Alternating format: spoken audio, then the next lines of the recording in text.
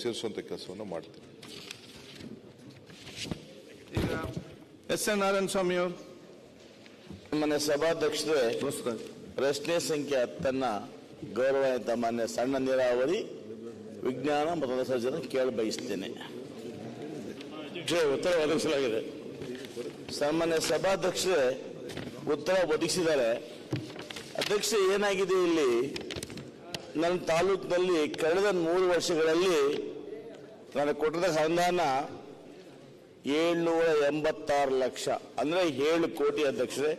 ಇದರಲ್ಲಿ ಇದುವರೆಗೂ ಖರ್ಚು ಮಾಡಿರ್ತಕ್ಕಂಥದ್ದು ಕೇವಲ 3,03,55,00,000 ಮಾತ್ರ ಅಧ್ಯಕ್ಷರೇ.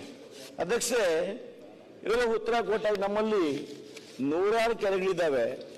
ಆ ಕೆರೆಗಳು ಕೊಟ್ಟ ಅನುದಾನ ಕೇವಲ ಖರ್ಚು ಮಾಡಿರ್ತಕ್ಕಂಥದ್ದು ಕೇವಲ 3,55,00,000 ಅಧ್ಯಕ್ಷರೇ. ನಾನು ಸಚಿವರು ಮನವಿ ಮಾಡ್ತೇನೆ, ನೋಡಿ 21ರಿಂದ 23 ತನಕ ನೀವು ಹಣ ಮಂಜೂರಿನೇ ಮಾಡಿಲ್ಲ, ಆದೇಶ ಕೊಟ್ಟಿದ್ದೀರಿ. 23-26 ಸಾಲಿಗೆ ವೆಚ್ಚ ಮಾಡಿರ್ತಕ್ಕಂಥ 0.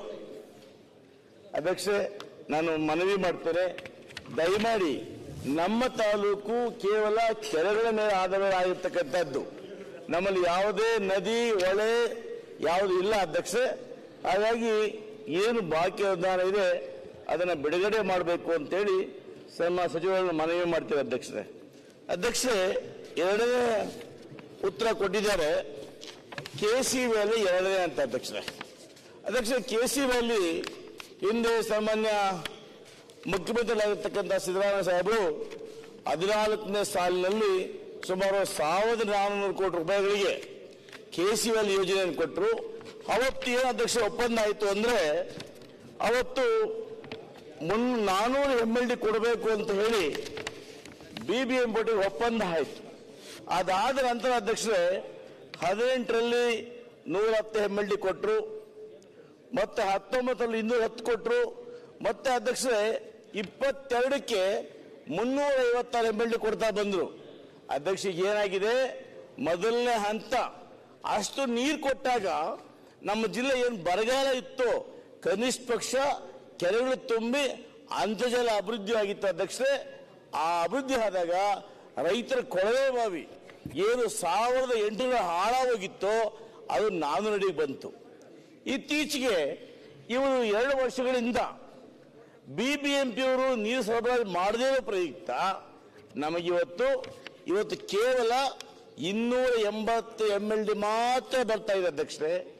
ಇದರಿಂದ ಏನಾಗಿದೆ, ನಾನು ಯಾಕೆ ಈ ಮಾತು ಹೇಳ್ತೀನಿ ಅಂದ್ರೆ, ನಾವು ವಿಶೇಷವಾಗಿ ಮಾಲೂರು ಬಂಗಾರಪೇಟೆ ತಾಲೂಕು ಬರ್ತಕ್ಕಂಥ ಫೀಡರ್ ಏನಿದೆ ಅಧ್ಯಕ್ಷರೇ, ಆ ಫೀಡರ್ಗೆ ನಮಗೆ 60 MLD ಕೊಡಬೇಕಾಗಿತ್ತು, ಇವತ್ತು 30 ಕೊಡ್ತಾ ಇಲ್ಲ. ಹೀಗಾಗಿ ನನ್ನ ಬಂಗಾರಪೇಟೆ ತಾಲೂಕು ಟೈಲ್ ಎಂಡ್, ಅಲ್ಲಿ ರೀಚ್ ಆಗಿದ್ದು ಕೇವಲ 15 ಇಸ್ವಿಯಲ್ಲಿ ಮಾತ್ರ ರೀಚ್ ಆಯಿತು.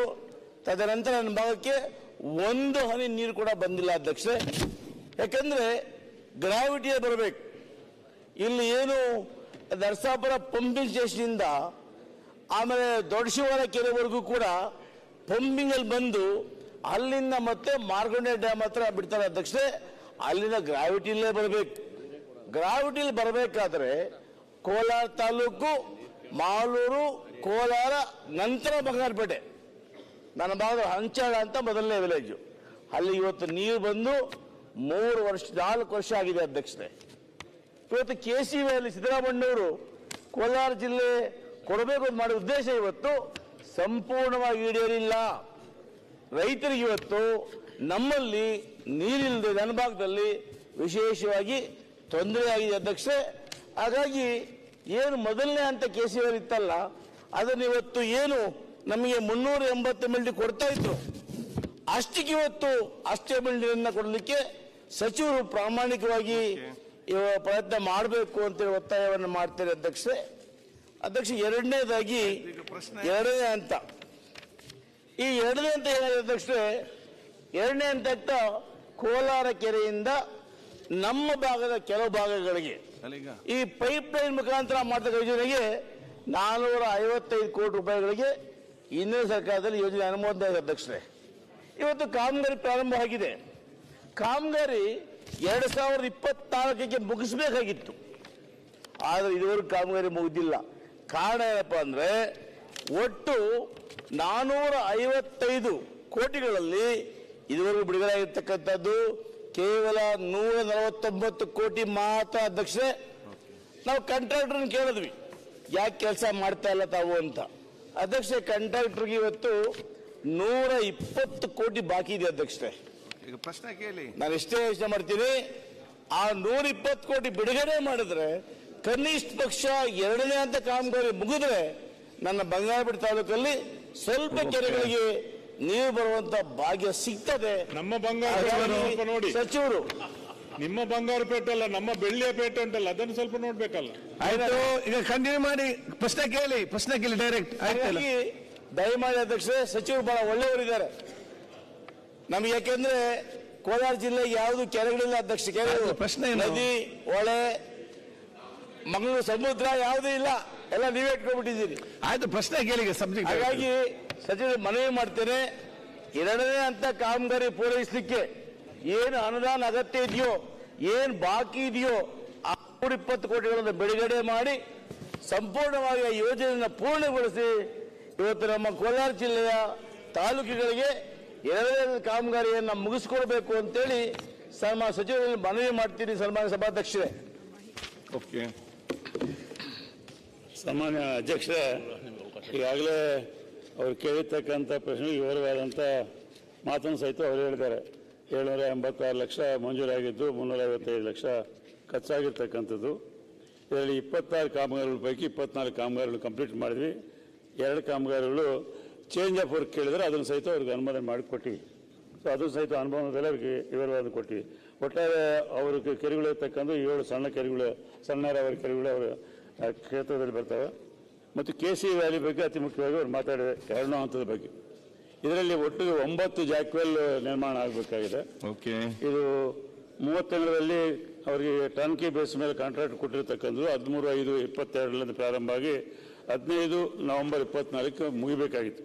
ಆದರೆ 3 ಜಾಕ್ವೆಲ್ ಈಗಾಗಲೇ ಕಂಪ್ಲೀಟ್ ಆಗಿದೆ ಸರ್. ಇನ್ನೊಂದು 3 ಈ ಮಾರ್ಚ್ ಒಳಗಾಗಿ 31 ಒಳಗಾಗಿ ಕಂಪ್ಲೀಟ್ ಮಾಡ್ತಾ ಇದ್ದಾರೆ. ಇದರಲ್ಲಿ ಬೇತಮಂಗಲ ಹತ್ರ ಸ್ವಲ್ಪ ತೊಂದರೆ ಆಗಿ ಅಲ್ಲಿರ್ತಕ್ಕಂಥ ಆ ಕ್ಷೇತ್ರ ಈ ಕ್ಷೇತ್ರದಲ್ಲಿ ಈ ಕಡೆ ಮಾಡಬಾರ್ದು ಅಂತೇಳಿ ಸ್ವಲ್ಪ ಸಮಯ ಆಗಿದೆ. ಈಗ ಚಟ್ಲೆ ಆಗಿದೆ, ಅಲ್ಲಿ ಸಹಿತ ಈಗ ಪ್ರಾರಂಭ ಮಾಡಿ ಒಟ್ಟಾರೆ ಸೆಪ್ಟೆಂಬರ್ಗೆ 2025ಗೆ 9 ಜಾಕ್ವೆಲ್ ಕಂಪ್ಲೀಟ್ ಮಾಡಿ ಈಗಾಗಲೇ 1ನೇ ಹಂತದಲ್ಲಿ 32 ಕೆರೆಗಳಿಗೆ ನೀರು ಪ್ರಾರಂಭ ಮಾಡ್ಯಾರ. ಇನ್ನು 242 ಕೆರೆಗಳಿಗೆ ಸಹಿತ ಮಾಡಿ ಒಟ್ಟು 272 ಕೆರೆಗಳಿಗೆ ಸೆಪ್ಟೆಂಬರ್ ಕೊನೆ ಒಳಗಾಗಿ ಅವರಿಗೆ ನೀರು ಒದಗಿಸ್ತಕ್ಕಂಥ ಒಂದು ಪ್ರಯತ್ನ ಮಾಡ್ತೀವಿ. ಮತ್ತು ಉಳಿದಂಥದ್ದು BWS ಬಂದಿರತಕ್ಕಂಥ ತಾವೇ ಹೇಳ್ಬಿಟ್ರಿ MLD ಎಷ್ಟು ಬರ್ತಾಯಿದೆ, ಏನು ಬರ್ತಾಯಿದೆ ಅಂತೇಳಿ. ಅದ್ರ ಪ್ರಕಾರ ಏನು ಪ್ರೊಪೋರ್ಷನಲ್ ಆಗಿ ಬರ್ತದೋ ಮೈನ್ ಇರಿಗೇಷನ್ ಡಿಪಾರ್ಟ್ಮೆಂಟ್ ಪ್ರೊಪೋರ್ಷನಲ್ ಆಗಿ ನಾವು STPಗಳ ಮುಖಾಂತರ ಅವ್ರಿಗೆ ನೀರು ಒದಗಿಸ್ತಾ ಇದ್ದೀವಿ ಸರ್. ಪುಟ್ಟರಂಗ ಶೆಟ್ಟಿ, ನನ್ನ ಪ್ರಶ್ನೆ ಅದೆಲ್ಲ. BBMP ಏನಾಗ್ತಾ ಇತ್ತು, ಮೊದಲು ಅವರು ನೀರು ಕೊಡ್ತಾ ಇದ್ರು, ಇತ್ತೀಚೆಗೆ ಆ ನೀರನ್ನು ಬೇಗ ಡೈವರ್ಟ್ ಮಾಡಿದ್ದಾರೆ. ಅದನ್ನ ಸನ್ಮಾನ್ಯ ಮಂತ್ರಿಗಳು ಅವರು ಸಭೆ ಕರೆದ ಅಧಿಕಾರಿಗಳನ್ನ ಹಿಂದೆ ಏನು ನಮ್ಮ ಆ ಬೆಳ್ಳಂದೂರು ಇದರಲ್ಲಿ ಕೋರಮ ಚಲಗಟ್ಟೆ ಹಳ್ಳಿಯಲ್ಲಿ ಬೆಳ್ಳಂದೂರಲ್ಲಿ ಏನು 90 MLD ಬರ್ತಾ ಇತ್ತು ಮತ್ತು ಕೋರಮಂಗಲದಲ್ಲಿ 218, 60, 30 ಬರ್ತಾ ಇತ್ತು. ಅಷ್ಟನ್ನ ಅವ್ರೇನು ಒಪ್ಪಂದ ಆಗಿತ್ತು, ನಮಗೆ ಸರ್ಕಾರಕ್ಕೆ ಏನು ಒಪ್ಪಂದ ಆಗಿತ್ತೋ ಆ ಒಪ್ಪಂದ ರೀತಿಯಲ್ಲಿ ಕೊಡ್ಲಿಕ್ಕೆ ಸನ್ಮಾನ್ಯ ಸಚಿವರವರಿಗೆ ನಿರ್ದೇಶನ ಕೊಡಬೇಕು. ಅದಕ್ಕೆ ಆ ಸಚಿವರೊಟ್ಟಿಗೆ ನಾವು 2 ಜಿಲ್ಲೆಯ ಎಲ್ಲಾ ಶಾಸಕರು ಒಟ್ಟಿಗೆ ಇರ್ತೇವೆ, ಅವರ ಪ್ರಯತ್ನವನ್ನು ಮಾಡಬೇಕು. ಜೊತೆಗೆ 1ನೇ ಹಂತದಲ್ಲಿ ಏನ್ ನೀರು ಬರ್ತಾ ಇಲ್ವಲ್ಲ, ಆ ನೀರು ಹರಿಸಲಿಕ್ಕೆ ಪ್ರಯತ್ನ ಮಾಡಬೇಕು. ಮಂತ್ರಿಗಳೇ, ಕಾಂಟ್ರಾಕ್ಟರ್ಸ್ ಏನ್ ಬಾಕಿ ಇದೆ ಅಧ್ಯಕ್ಷರೇ, ಈ ಹಣ ಕೊಟ್ರೆ ಅಟ್ಲೀಸ್ಟ್ ಅವರೇನು 7-9 ಜಾಕ್ವೆಲ್ ಹೇಳಿದ್ದಾರೆ, 3ನಾದ್ರೂ ಕೂಡ ಈ ತಿಂಗಳು ಪ್ರಾರಂಭ ಮಾಡಬಹುದು ಅಧ್ಯಕ್ಷರೇ. ಒಂದು ಮೀಟಿಂಗ್ ಮಾಡಿ, ಒಂದು ದಯಮಾಡಿ ಅಧ್ಯಕ್ಷರೇ. ಅಧ್ಯಕ್ಷರೇ, ಈಗಾಗಲೇ ಅವ್ರು ಹೇಳಿದಂತೆ ನಾವು 2 ತಿಂಗಳಿಗೆ ಒಂದ್ಸಲ ಮೀಟಿಂಗ್ BWS ಹತ್ರ ಮಾತಾಡ್ತಾ ಇರ್ತೀವಿ. ಅವ್ರಿಗಿರ್ತಕ್ಕಂಥ ತೊಂದರೆಗಳು, STP ಪ್ರಾಬ್ಲಮ್ಸು, ಫ್ಲೋ ಕಡಿಮೆ ಬರ್ತಕ್ಕಂಥ ಹೇಳ್ತಾ ಇದ್ದಾರೆ. ಪ್ರೊಪೋರ್ಷನೇಟ್ ಆಗಿ ನಾವು ಇನ್ಕ್ರೀಸ್ ಮಾಡಲಿಕ್ಕೆ ಈಗಾಗಲೇ ಸಂಬಂಧಪಟ್ಟಿರ್ತಕ್ಕಂಥ ಸಚಿವರ ಜೊತೆಯಲ್ಲಿ ಸಹಿತ ಮಾತನಾಡಿದ್ವಿ. ಆದಷ್ಟು ಅದನ್ನು ಸರಿಪಡಿಸ್ತಕ್ಕಂಥ ಪ್ರಯತ್ನ ಮಾಡ್ತೀವಿ. ಆ ಕಾಂಟ್ರಾಕ್ಟರ್ ವಿಷಯ ಹೇಳ್ತಾ ಇದ್ದಾರೆ, ಅದು ಅನುದಾನ ಲಭ್ಯತೆ ಆದ ಮೇಲೆ ಅವ್ರಿಗೆ ಪ್ರಯಾರಿಟಿ ಮೇಲೆ ಕೊಡ್ತಾರೆ. ಪುಟ್ಟರಂಗ ಶೆಟ್ಟಿ ನಂದಿಗೌಡರು ಮತ್ತೆ. ಸನ್ಮಾನ್ಯ ಸಭಾಧ್ಯಕ್ಷರೇ, ಚುಕ್ಕೆ ಗುರುತಿನ ಪ್ರಶ್ನೆ 85ಕ್ಕೆ ಮಾನ್ಯ ಜಲಸಂಪನ್ಮೂಲ ಹಾಗೂ ಮುಖ್ಯಮಂತ್ರಿಗಳಲ್ಲಿ ಉತ್ತರವನ್ನು ತಮ್ಮ ಮುಖಾಂತರ ಕೇಳಬಯಸ್ತೀನಿ. ಅಧ್ಯಕ್ಷ ಉತ್ತರವನ್ನು ಒದಗಿಸಲಾಗಿದೆ.